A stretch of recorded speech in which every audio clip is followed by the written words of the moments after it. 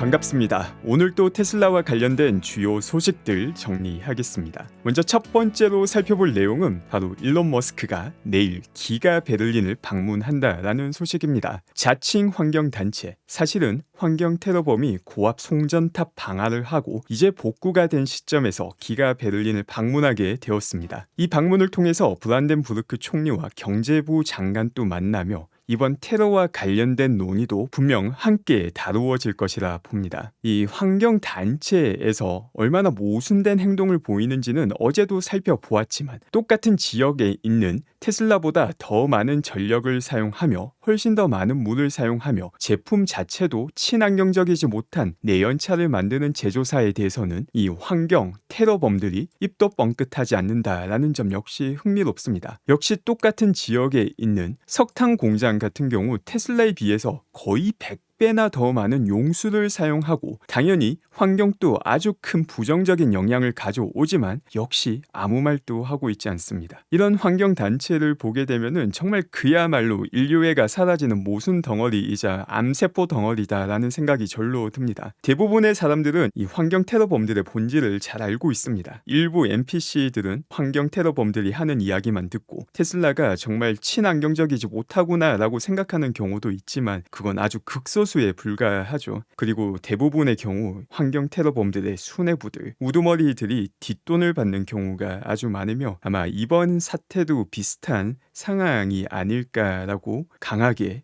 의심이 됩니다. 또 이와 함께 기가 베를린의 전력 복구와 관련된 내용에 대해서도 짤막하게 언급이 되어 있습니다. 바로 오늘 테슬라 측에서 밝히기를 언제 이전 수준의 생산으로 돌아갈지에 대해서는 아직까지 발표할 시기가 아니다라고 밝혔다는 내용이 들어가 있습니다. 또 이와 관련해서 조금 더 자세히 살펴보겠습니다. 이번 고압 송전탑을 복구한 이디스에서 발표한 성명서에 따르면은 테슬라가 사용하는 필요 전력보다 더 많은 전력이 벌써 공급이 되고 있는 상황입니다. 그래서 전력량으로 봤을 때 복구는 끝이 난 상황인 것이죠. 그리고 기가 베를린 제조 디렉터인 안드레 티에릭씨께서도 추가 성명을 발표하기도 하였습니다. 기가 베를린의 전력 자체는 들어오고 있지만 안전 조치를 다 취해야 되기 때문에 이 안전 조치를 취하면서 과거와 같은 생산 수준으로 조금씩 복구해 나가서 조금의 시간은 걸릴 것이다 라는 성명을 밝혔습니다. 다만 이 내용 같은 경우에는 말 그대로 안전 조치이기 때문에 이번 주 안에 과거와 같은 생산 수준으로 복구가 될 가능성이 아주 높은 상황입니다. 이 내용을 보게 되면은 앞서 환경 테러범들이 얼마나 어처구니가 없는 짓을 벌이고 있는지 다시금 확인시켜주는 내용입니다. 블룸버그에서 나온 각 국가별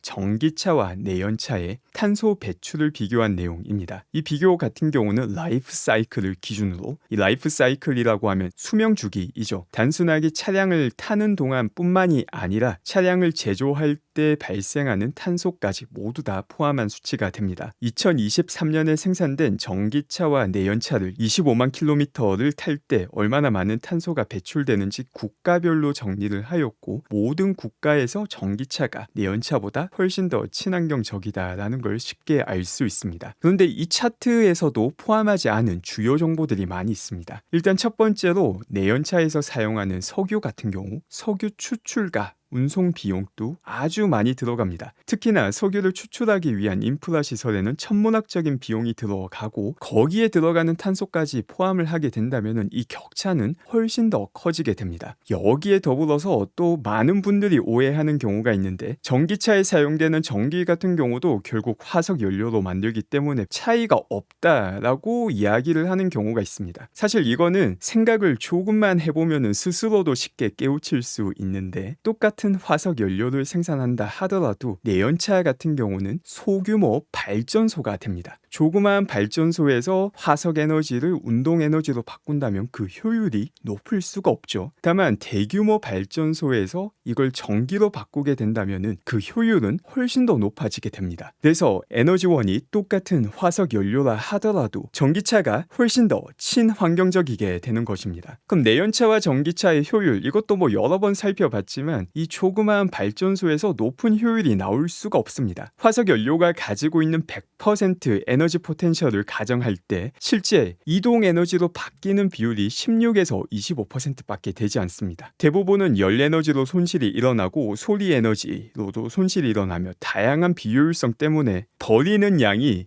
3배는 더 많다는 것을 볼 수 있습니다. 그래서 내연차에서는 실제 사용하는 에너지보다 버리는 에너지가 3배가 더 많습니다. 거기에 반해서 전기차 같은 경우는 이 배터리에 저장되어 있는 전력의 91%까지 이동 에너지로 바꾸는 효율을 보여주고 있습니다. 이걸 봐도 이 환경 테러범들이 그 정도로 무식할 수는 없고 아마 뒷돈을 많이 받아서 이런 일이 벌어지는 게 아닌가 생각이 됩니다. 또 여기에 더해서 하나 더 추가할 게 있습니다. 지금 이 차트에 나와 있는 전기차 같은 경우에는 테슬라가 아니라 모든 전기차를 다 포함하고 있습니다. 그런데 똑같은 전기차 안에서도 테슬라가 훨씬 더 효율적입니다. 그렇기 때문에 로안 파테시께서 다시 한 번 더 목소리를 내어주셨고 테슬라 같은 경우 이 차트에 나와 있는 것보다 훨씬 더 효율적이라는 정보를 공유해 주십니다. 여기에는 실제 자동차를 주행할 때 나오는 효율과 함께 생산 과정의 효율성 역시 포함이 되게 됩니다. 그리고 이 테러를 맞이해서 독일에서는 여러 미디어에서 기가 베를린과 관련된 뉴스를 다루고 있습니다. 지금 보시는 이 뉴스도 그 일부입니다. 이를 통해서 환경 테러범이 얼마나 질이 낮은지 많은 국민들이 경각심을 가질 수 있는 계기가 되며 또 동시에 기가 베를린이 얼마나 친환경적이고 효율적인지를 환기하는 계기가 되고 있습니다. 또 중국에서 주간 보험 등록수가 발표되었습니다. 바로 13,000대로 올해 들어 역시 최고치를 새롭게 갱신하였습니다. 지금 보시면은 누적 판매량으로 본다 하더라도 최고치를 갱신하는데 작년과 크게 다르지 않다라는 이야기를 하는 경우도 분명 있을 겁니다. 중국에서 이런 판매량을 볼 때 두 가지를 기억을 하셔야 됩니다. 중국 같은 경우 지금 연간 생산량이 100만 대 내외로 맥스 캐파에 도달한 상황입니다. 그래서 생산할 수 있는 최대치를 생산하고 있고 이는 작년 하반기에 도달한 수치가 그대로 유지가 되고 있는 상태입니다. 이렇게 맥스 캐파에 도달했다라는 점이 의미하는 바는 작년 하반기와 비교했을 때 여기서 더 추가 성장은 불가능하다라는 걸 의미합니다. 벌써 생산할 수 있는 최대치 연간 100만 대 수준을 계속해서 생산하고 있기 때문이죠. 그리고 두 번째는 중국 내 판매만 볼 게 아니라 기가 상하이 같은 경우는 중국 내 판매도 있지만 수출도 함께 이루어지고 있기 때문에 이 두 수치를 함께 보게 되면은 맥스 캐파에 해당하는 생산량만큼 판매가 순조롭게 이어지고 있다는 거 역시 확인할 수 있습니다.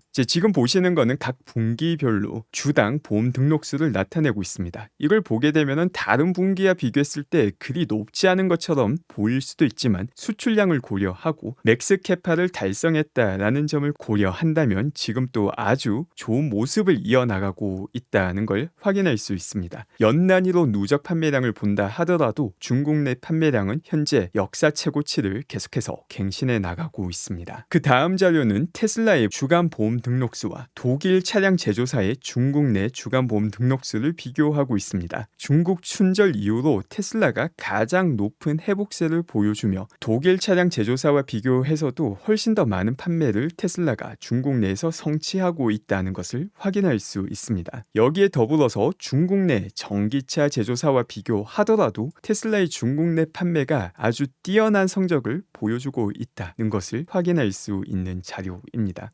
그 밖에 중국 내 모델 3와 모델 Y의 비율을 보게 된다면 모델 3의 판매량 역시 꾸준하게 올라가고 있는 좋은 모습을 확인할 수 있습니다. 그 다음 자료는 테슬라 재고와 관련된 자료입니다. 테슬라 재고 관련 자료는 테슬라 측에서 최대한 자료를 얻기 힘들게 만든 상태입니다. 그렇기 때문에 이 수치가 100% 정확하다라고 가정하는 것은 조금 위험할 수 있습니다. 다만 전체적인 트렌드는 정확할 확률이 아주 높습니다. 그래서 지금 자료 같은 경우는 전 세계의 기준 모델별 재고를 나타내고 있는데 보시다시피 2024년이 되면서 모델 Y 같은 경우 재고가 꾸준하게 내려가고 있음을 볼 수 있습니다. 그 밖에 다른 모델들 같은 경우도 계속해서 재고가 내려가고 있는 모습을 확인할 수 있으며 전 세계가 아닌 미국 수준에서 본다 하더라도 모델 Y가 꾸준하게 내려가는 모습을 볼 수 있습니다. 이거 같은 경우에는 2024년부터 마치 7,500불 할인처럼 적용되는 모델 Y IRA 보조금이 그 효과를 발휘하고 있다는 것을 단적으로 보여주는 예가 됩니다. 그리고 처음으로 테슬라에서 장기 투자자에게 혜택을 제공하였습니다. 검증된 테슬라 장기 투자자 같은 경우 사이버트럭을 조기에 받을 수 있는 혜택이 시작되었습니다. 그 구체적인 내용을 보게 되면 2021년 2월 28일 기준 테슬라 주식을 보유하고 있고 2024년 2월 29일 최소 500주의 테슬라를 가지고 있는 주주들을 대상으로 제공되는 혜택입니다. 그리고 2021년 2월 28일 같은 경우 500주가 아니라 이 수치의 반에 해당하는 250주를 가지고 있었다면 또 현재 500주 이상을 가지고 있다면 이 혜택을 받을 수 있게 됩니다. 이처럼 테슬라에서 처음으로 장기 투자자에게 혜택을 제공하였는데 미래에도 비슷한 조건 하에 혜택이 제공될 확률이 높습니다. 그리고 바로 이 주식 수가 최소한 이 정도는 가지고 있어야 된다라는 가이드라인 역할을 하게 되는 것이죠. 이걸 보게 되면 처음에는 250주로 시작해서 약 3년의 시간을 두고 500주까지 올라가는 모습을 보여주고 있습니다. 미래에는 이 수치는 다를 수 있지만 이 비슷한 수치를 가지고 있다면 테슬라가 제공해주는 장기 투자자 혜택을 거의 확실하게 받을 수 있다라는 의미가 되기도 합니다. 250주도 그렇고 500주도 그렇고 결코 적은 수치가 아니기도 합니다. 그렇기 때문에 장기 투자 하시는 분들 중에서 이 수치를 아직 달성하지 못하신 분들은 지금 이 수치를 채워나가기가 너무나도 좋은 구간이 되기도 합니다. 그럼 미래에는 어떤 장기 투자자 혜택이 있을 수 있는가를 살펴보면 일론 머스크가 벌써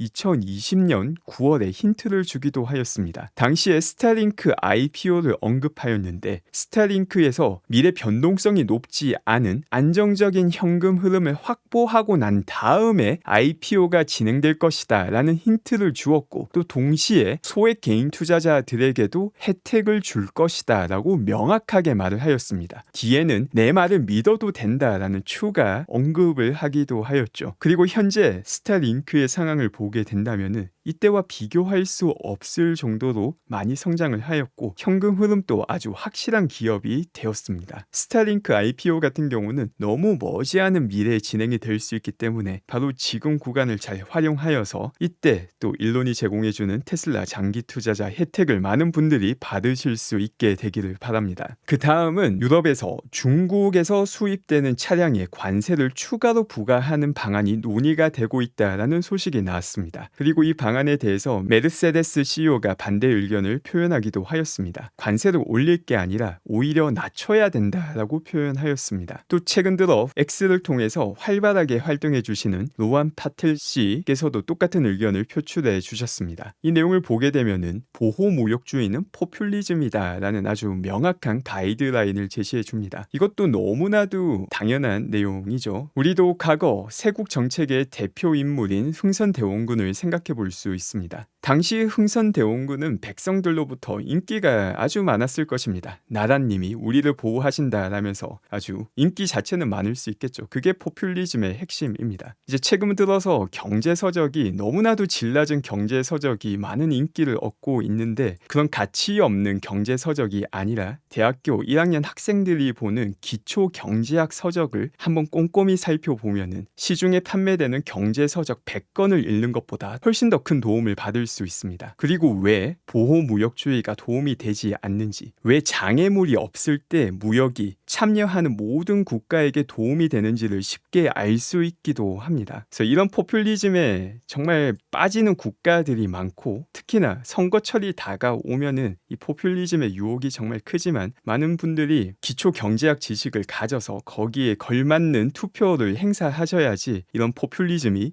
조금이나마 더 줄어들게 되기도 합니다. 그 밖에 테슬라에서 슈퍼차저와 관련된 지도를 업데이트하기도 하였습니다. 현재 미국에서는 이런 해안가에 있는 도시들 같은 경우에는 거의 주유소 수준으로 슈퍼차저 그리고 대차가 존재하기 때문에 주행거리와 관련된 걱정을 할 이유가 전혀 없는 상황이기도 합니다. 거기에 더불어서 미국이 아닌 다른 국가에서도 계속해서 슈퍼차저는 늘어나고 있기도 합니다. 그 밖에 어제 전해드렸던 소식으로 일론이 이번 달과 다음 달에 아주 멋진 업데이트가 진행이 될 것이다 라는 힌트를 주었는데 바로 오늘 그 첫 번째 내용이 확인이 되었습니다. FSD 버전 12.3입니다. 만약 이 내용이 어제 일론이 밝혔던 두 가지의 쿨 스터프에 포함이 되는 게 아니라면 여전히 두 개가 더 남아있는 것이고, 이번 달에 말했던 게 FSD 버전 12.3이라면 이제 하나가 더 남아있게 됩니다. 특히나 이 버전 12.3에 대해서는 일론이 버전 13으로 불러도 손색이 없는 버전이다 라고 평가를 하기도 하였습니다. 이제 막 업데이트가 되고 있는 상황이기 때문에 많은 영상이 나오지는 않았지만 그 영상 하나를 조금 있다가 함께 보겠습니다. 일단 버전 12로 바뀌면서 이전 C++를 통해서 30만 줄의 코드가 있었는데 이게 모두 다 인공지능으로 대체가 되었죠. 이를 통해서 과거에는 상상할 수 없었던 주차까지 그냥 데이터, 영상 학습으로 성공하는 모습과 이전 버전과 달리 훨씬 더 많이 개선된 내용들을 확인할 수 있었습니다. 그리고 버전 12로 바뀌면서 업데이트 주기 역시 과거와 비슷하게 이루어지고 있으며 그 개선의 폭 역시 과거보다 더 빠르게 진행이 되고 있다는 점 또한 상당히 고무적인 내용입니다. 지금 보시는 게 제가 확인할 수 있었던 최초의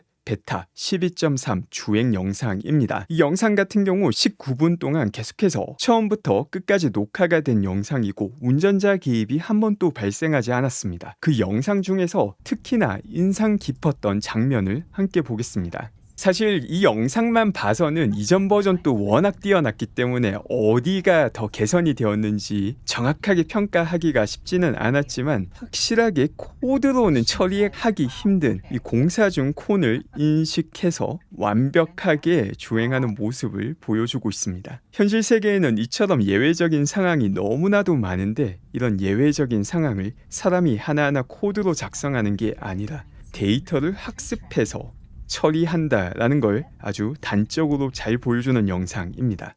마지막으로 일론 머스크가 스타쉽 완전체 3차 테스트가 이번 주말에 진행된다라는 내용을 다시 한 번 더 공개해 주었습니다. 과거에는 14일 진행된다라고 하였는데 이게 며칠 더 지연이 되었고, 이번 주말 날씨에 따라서 스타쉽 3차 발사 테스트가 진행이 되게 됩니다. 아니, 정말 일론 머스크라는 사람을 최대한 객관적으로 본다 하더라도 지금 현 시대에 큰 획을 끊는 모든 기술, 산업에서 큰 역할을 하고 있습니다. 전기차부터 시작을 해서 펠컨 9을 통해서 지구 저궤도라는 우주는 벌써 우주 시대를 스페이스X에서 열었습니다. 그리고 이 스타쉽 같은 경우는 그 우주 시대를 훨씬 더 크게 활짝 열어서 이제는 지구 저궤도가 아니라 태양계로 뻗어나가는 우주 시대를 열게 됩니다. 인류가 시작되고 난 다음에 그 어떤 탐험보다 더 큰 탐험을 가능하게 해주는 우주선이자 만에 하나 있을지 모르는 인류 종말에 하나의 백업 시스템을 만들고자 하는 인류 단위의 생존을 도모하는 이벤트가 되기도 합니다. 스케일이 달라도 너무나도 다른 거죠. 그리고 이 모든 것들이 우리가 살고 있는 지금이 현재 현실화되고 있다라는 점에서 정말 가장 익사이팅한 시대에 살고 있는 게 아닌가 생각됩니다. 오늘 방송 함께 해주신 분들 감사드리며 오늘 또 좋은 하루 되시기 바랍니다.